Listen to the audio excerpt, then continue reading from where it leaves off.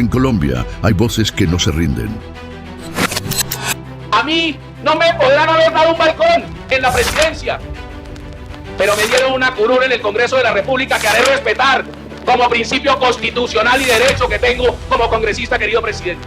Lo que no saben los colombianos, y es bueno que se sepa, es que nosotros las personas naturales no tenemos derecho de tener la oportunidad de descontar el IVA.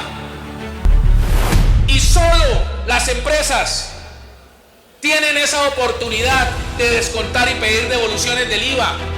Y el 95% de los colombianos pagamos sí el IVA al 19% sin tener la posibilidad de descontarlo.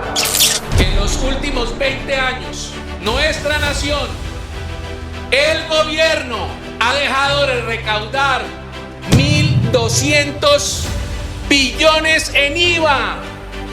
Para que sepan ustedes, eso no es que no le hemos pagado, los colombianos hemos pagado IVA. Del IVA que nosotros los colombianos hemos pagado, que debió entrar al Estado, 1.200 billones de pesos han descontado en los últimos 20 años. Si les gustó en el impuesto a los alimentos colocar el impuesto al consumo, ¿qué hoy no les gusta? ¿Por qué el Estado sigue permitiendo que unos pocos se traguen el IVA que pagamos los colombianos? Sí, quiero afectar a unos. Al decir 10, que aquí demostramos, descuenta 130 billones de pesos. Explíquenmelo. No ha llegado aún la implementación. Y lo que hoy muestro es que los colombianos no resisten hoy más, no pueden. Hoy 2026, la propuesta de Chacón de acabar el IVA cuenta con ponencia favorable en la Comisión Económica del Congreso. Estamos a un paso de acabar ese veneno. Chacón es un hombre que busca justicia y equidad social. La discusión es por qué los subsidios en este país tienen trampas de pobreza. Porque un ciudadano humilde que no tiene trabajo llega a laborar y le dice a su empleador que no lo vincule a la seguridad social, que no lo emplee formalmente, porque nuestros subsidios tienen trampas de pobreza, porque si al señor lo vinculan, pierde el subsidio que recibe él de Familias en Acción o del adulto mayor. Entonces el señor prefiere no reportar ni que su empleador le pague formalmente y lo saque del régimen subsidiado para aliviar los problemas que tenemos en salud. Si una persona humilde en este país tiene un televisor, una nevera, y no la esconde donde el vecino, donde le pase el Sisbén, lo suben al estrato 5. Esos son los verdaderos problemas que tiene Colombia y que los estamos distrayendo en otros. El problema de este país es entregar 70 billones en subsidios y que solo 3 billones de esos 70 se vayan en Familias en Acción y el adulto mayor, que es el subsidio monetario para el pobre, que lo dan en efectivo, y es el único que hoy reconocen los pobres que le estamos entregando, y que no sepamos qué está pasando con el resto de los subsidios de este país. Tenemos un salario que para la gran mayoría de los colombianos, y no todos, es desproporcionado frente a lo que ganan otros. Pero la discusión la tenemos mal. La discusión no es quién gana más, es preocuparnos por el que gana menos.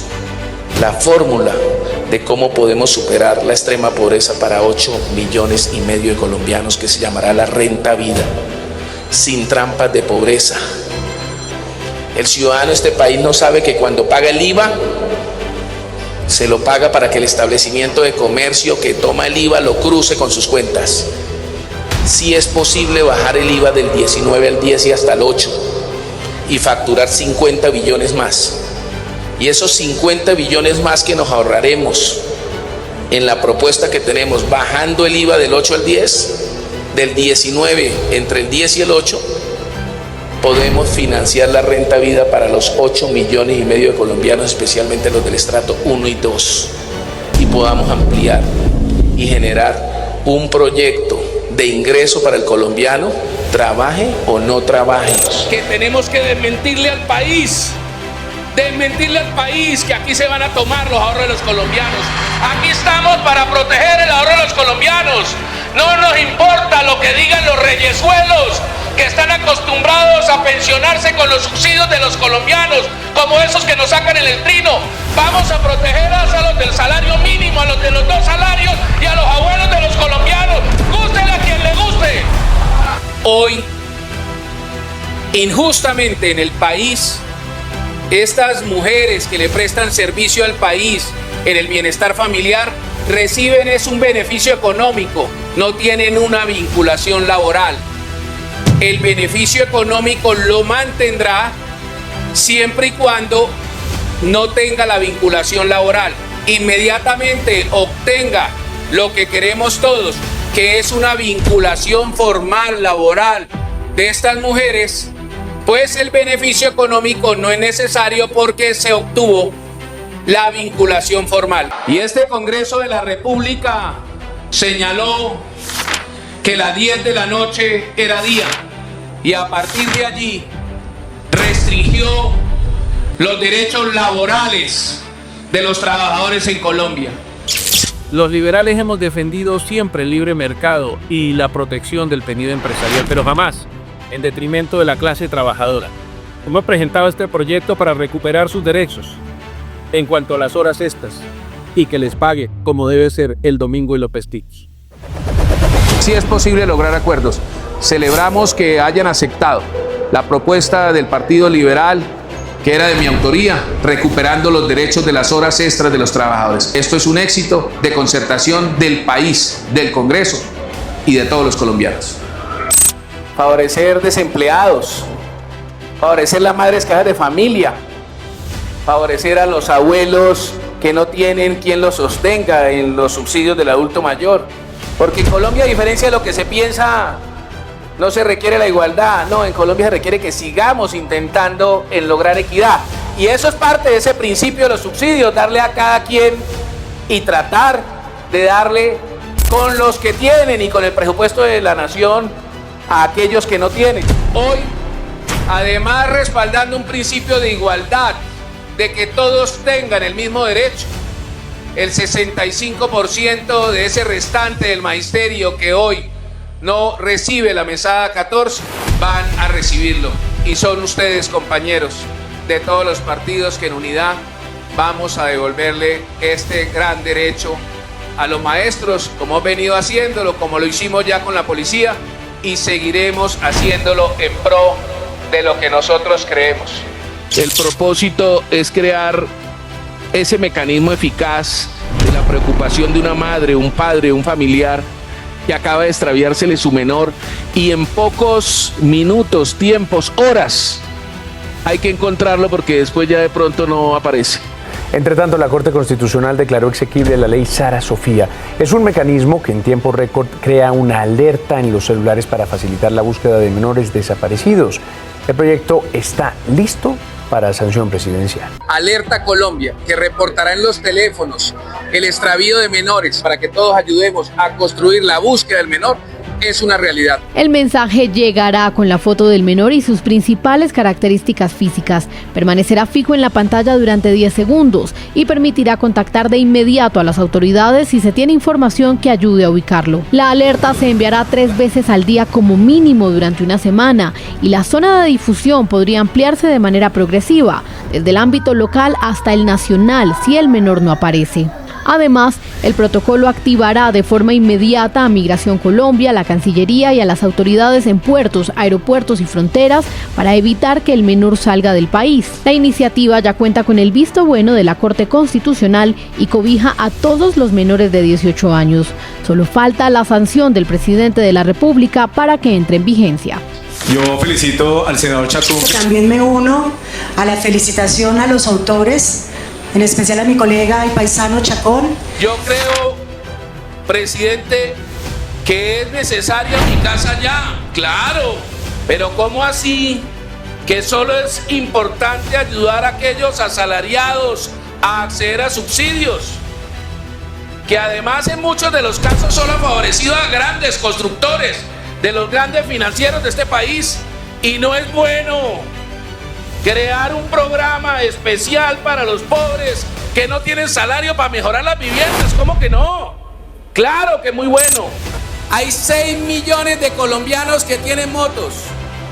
Muy pocas motos son de los ricos, de esas que valen más de 10 millones y 20 millones de pesos. Pues resulta que aquí pretenden que nosotros, a esas 6 millones de personas que no tienen cómo tener un carro, les van a subir la tasa, los impuestos, van a cobrarles por los garajes. Yo no sabía que ahora por parquear vamos a permitirle a los alcaldes de Colombia que aparte del predial cobremos por parquear en nuestros garajes. Eso están pretendiendo hacer. Aquí hay unas proposiciones, ministro y director de planeación, que protege a la gente pobre de Colombia. No atropellemos a la gente más pobre de Colombia. El SOA se lo están cobrando más que a cualquier persona. Y esa gente que tiene esas motos que no valen más de 2 y 3 millones de pesos, si no diferenciamos los cilindrajes, van a tener que pagar lo mismo que pagan muchas de esas motos que manejan los oligarcas. Esto no es Harley Davidson, no son motos de 20 millones, son las moticos de la gente más humilde de Colombia que sale todos los días a trabajar. No permitamos que los atropellen, no permitamos y arreglemos esto. Apoyemos estas proposiciones que además le piden que los costos de esos impuestos sean de acuerdo a la base socioeconómica de esos ciudadanos. Si usted es estrato 2, si es estrato 3, si es estrato 4, es distinto al impuesto que tiene que pagar. Igual distinto al cilindraje que tiene que pagar como colombiano. Ayudemos a la gente, esa es nuestra obligación. Muchas gracias, presidente, y espero que nos acompañen a defender a la gente más necesitada como nuestra obligación. Esto que están haciendo en estos 3 artículos va a gravar a los colombianos de a pie. Va a grabar a los colombianos de a pie el servicio escoltiere. Yo anuncio, presidente, mi votación negativa a estos impuestos contra la gente del común. Esto no es grabar las plataformas. Me van a trasladar este impuesto a la gente. Y yo no quiero ser responsable de grabar hasta la internet, el servicio del internet de este país. Todo esto está sin rumbo. Total reconexiones del 2015 al 2020. Y vaya multiplicando los miles de millones, cientos de miles de millones en el negocito de los señores. Esto definitivamente a mí me huele muy a feo y que nadie haga nada. Parece como si no hubiera vigilancia y control sobre las cosas, las tarifas. Dios, eso es parte de la operación, porque es que al que le sirve cortar y después conectar después de que le paguen es a la empresa. ¿Por qué le cobran al ciudadano? Por eso presentamos un proyecto de ley, porque la ley 142, ministro, dice que la operación no puede ir a la factura. Y esto es operación, ministro, pase a la historia. Cámbiale esto al ciudadano. 10 millones de familias suscritas aquí el estrato 1 y 3, afectados por esto. Chacón lucha por nuestros policías y soldados de la patria. Es triste que tengamos jóvenes obligados en muchas ocasiones, si no la gran mayoría, a prestar el servicio militar obligatorio. 300.000 pesos, no más, reciben los muchachos del servicio militar obligatorio. 1.400.000 pesos reciben los soldados profesionales. Tampoco que recibe, mire, tampoco que recibe el soldado profesional. En 2026, el servicio militar obligatorio recibirá un salario mínimo, gracias al senador. Si nosotros no hubiéramos luchado por los policías rasos, que no tenían el beneficio del subsidio familiar, que solo lo tenían los oficiales, y hubiéramos permitido que el gobierno, la propia policía y los oficiales, los directores de la policía, no le dieran eso como se opusieron cuando lo propusimos, hoy no tuvieran 175.000 policías, un subsidio de bienestar familiar cada 2 meses. Y el oficial que lo sacan de la fuerza policial, lo sacan, al sacarlo a los 18 años, pierden la posibilidad de tener una asignación de retiro. Hay que decir la verdad acá. Y eso es lo que está defendiendo el señor representante. Yo estoy listo para defender esa causa. Espero, doctor Carreño, que usted conmigo la demandemos constitucionalmente para devolverle los derechos, si este Congreso le queda grande devolverle eso a los oficiales. Chacón, una vida de lucha por las libertades. Yo soy católico, soy liberal. Fuimos nosotros los que luchamos por la libertad de cultos. Fuimos nosotros los que luchamos para que una sola religión no fuera la que imperara como obligación en Colombia. Jamás luchamos para que se acabara la fe. Por el contrario, protegiendo la fe y las libertades de diferentes posiciones dogmáticas, defendiendo las diferentes posiciones de la fe. Pero algo mucho más importante se hizo en esa Constitución por los liberales y por aquellos que estuvieron allí. Fue dejar a Dios en el preámbulo de la Constitución. Por eso yo sigo defendiendo las iglesias, acompaño a quienes profesan su fe y hoy voy a votar la eliminación de ese artículo que grava las iglesias. Presidente, muchas gracias. Si usted nos llama oportunistas por defender a la clase media de este país, no permitiendo o por lo menos haciendo una manifestación ideológica y dogmática, si usted considera que el Partido Liberal es oportunista por esa lucha, somos oportunistas, ministro, pero es no menester suyo faltarle respeto a los partidos políticos o a los congresistas porque pensemos distinto a lo que piensa usted. Muchas gracias, presidente. Nosotros los liberales, y que no se olvide, fuimos los que creamos la educación superior pública en Colombia a través de la historia, este partido de tradición, y somos aquellos que luchamos además porque las mujeres tuvieran derecho a la educación superior pública cuando iniciaron, porque ni a eso tenían derecho.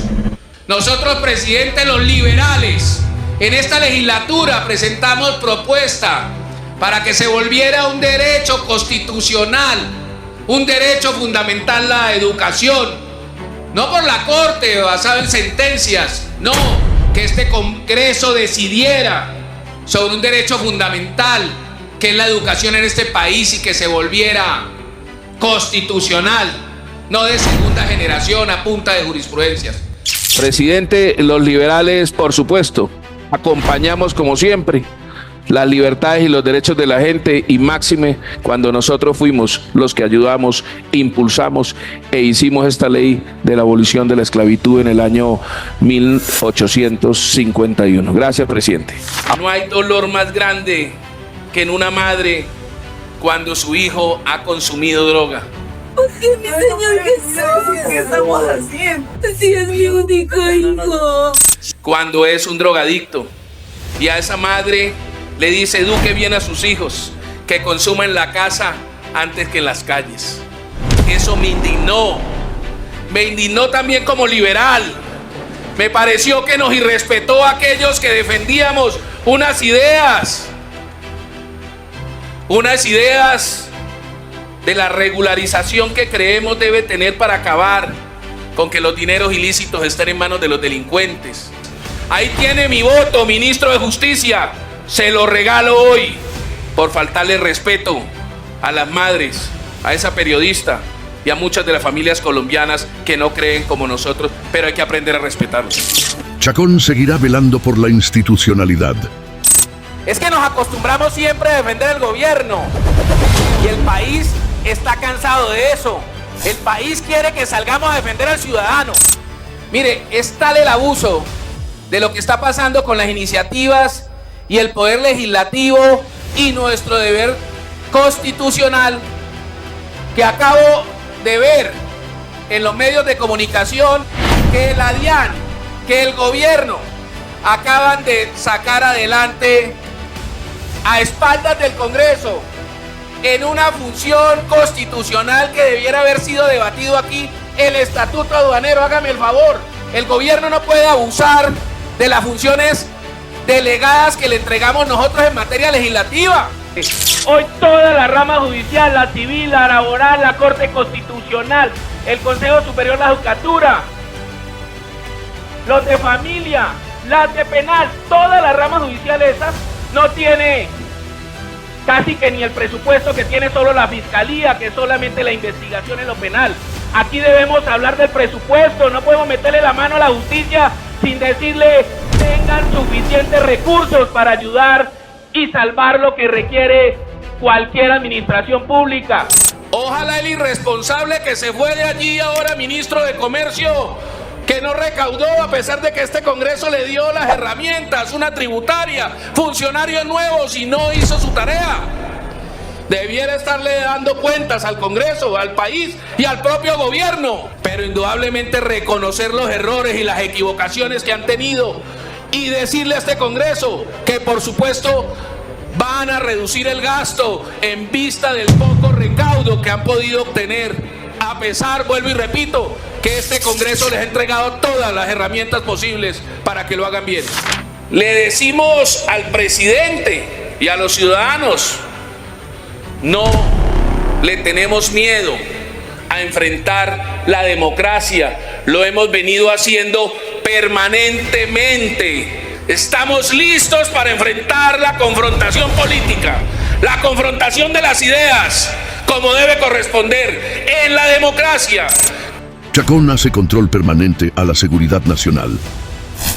Una cosa es hablar de paz y otra cosa la implementación de la paz. No nos dejaron ni las oficinas. Cuando hicieron el proceso de paz en el gobierno anterior, dijeron que presupuestalmente dejaban solucionado el problema para aquellos que se iban a desmovilizar en Colombia. Miren esto, que es muy grave, compañeros, para que sepan lo que viene pasando con el ELN, que aún no han medido cómo viene exponencialmente creciendo en Colombia. Pasó del 2010 de tener presencia en 38 municipios a hoy en día tener en el 2019, sin terminar, presencia en 211 municipios en Colombia. No es menor, es seguridad nacional, es necesidad de ejército, es necesidad de defender nuestra institucionalidad como país. Esto es para que el país entienda que el problema de la seguridad todavía es un riesgo. Por eso este debate lo llamamos seguridad un riesgo. Esto no es que haya pasado. El país requiere la fuerza pública, el país requiere nuestra Policía Nacional y el país requiere el ejército de nuestra República. Porque aún existe en Colombia un gran peligro delincuencial que siempre se nos ha vendido, que son las guerrillas. Y esto no corresponde solo a la guerrilla en Colombia. Esto corresponde a muchísimos grupos delincuenciales que tendrán que explicar por qué ha proliferado de esa manera, a tener en el 2022 más de 1.200 grupos delincuenciales organizados en Colombia.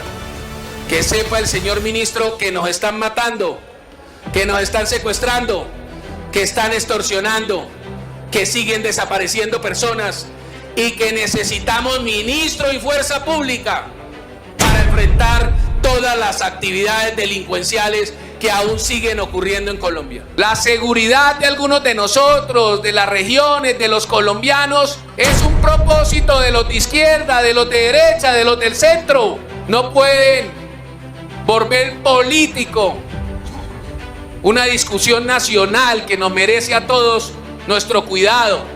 No personalicemos una discusión tan compleja como la seguridad de este país. Todos sabemos que se ha deteriorado, eso es innegable, pero nos están poniendo una lápida en las regiones desde hace tiempo.